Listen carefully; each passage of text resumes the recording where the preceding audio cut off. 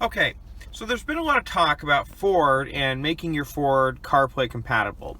So I'm going to go to General, and what I see here is I go to About, and I see that mine is actually Sync3 version 1.0. So I want to get that upgraded to 2.2 to work with CarPlay. There's two components to make CarPlay work. Number one, you need to upgrade your software to Sync3 version 2.2, and you also have to replace the USB hub that's in the kind of that location below your dash.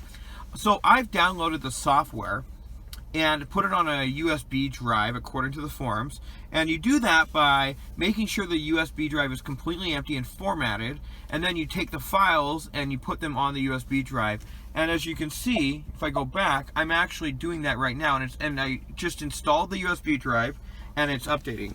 Now, I guess a hint is make sure nothing else is plugged into your USB ports, and make sure your truck is on. Okay, so this came up, installation complete. You may now remove your USB device. Updates will take effect the next time you start your vehicle.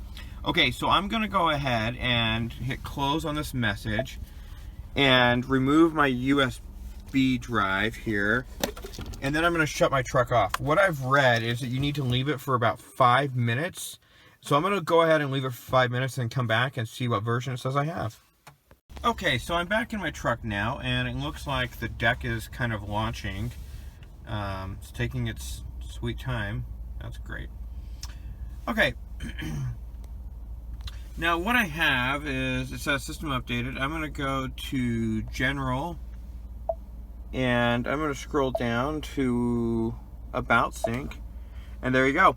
So I have Sync3 software version 2.2. Okay, so now I'm set. Tomorrow I've got to change these guys out, and then we'll see if CarPlay works. Okay, so today I actually have gotten the part from the Ford dealer here, so I'm very happy about that. I made sure I verified that it was actually the right part number. It is.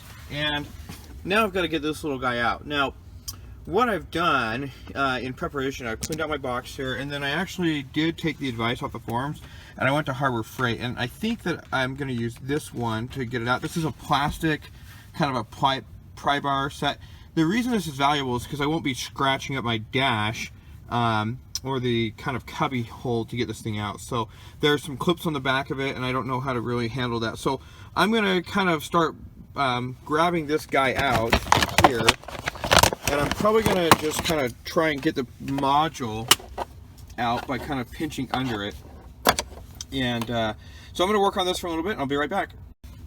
Okay, so I just pried it very softly and very carefully. I just used the pry bar, and now I'm going to kind of pull it out. And I can see the power cable, if you can see down there. And then if I flip it over, it looks like there is some sort of a USB power cable also. So this should go pretty easy. I've got to be careful not to drop those cables in, but I do have them, so I'm going to shut the car off now and disconnect these cables and then reinsert the next one. Okay, perfect. So I've gotten this one out. This is the original. I'm going to save this in case there's some sort of a problem. The one thing I will point out, just to help you guys, is, sorry about that. So what you're going to see is there's a clip, and it looks like it's kind of sitting on the top of this, so you just have to push down. And on the other one, as you can see here, this is where the power cable inserts into. And sorry about this, guys. This is where the power cable inserts into, and you've got there's a clip here, and it looks like there's another clip kind of like right here. You just push down.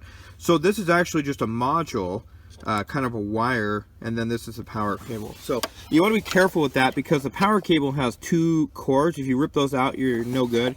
And then this is actually what the cable looks like. So it's really easy to just slip it in and out.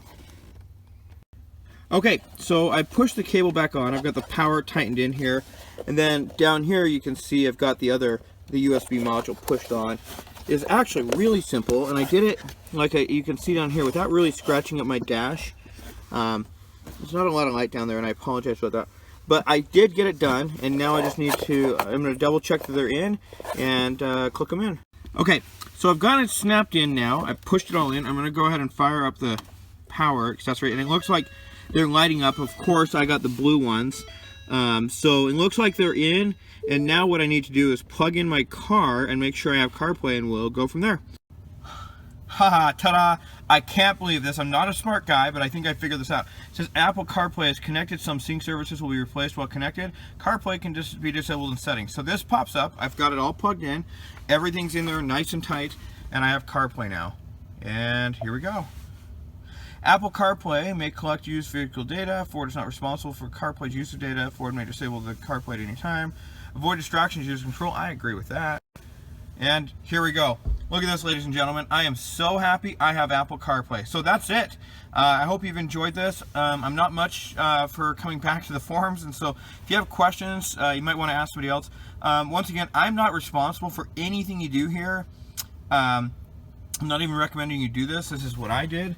And I'm really happy about this. So anyways, once again, I take no responsibility if you do this, what it means for your warranty, what it means for your truck, what it means if you destroy your truck. But I'm really happy about it, and I have CarPlay, so I'm happy. Bye. Good luck.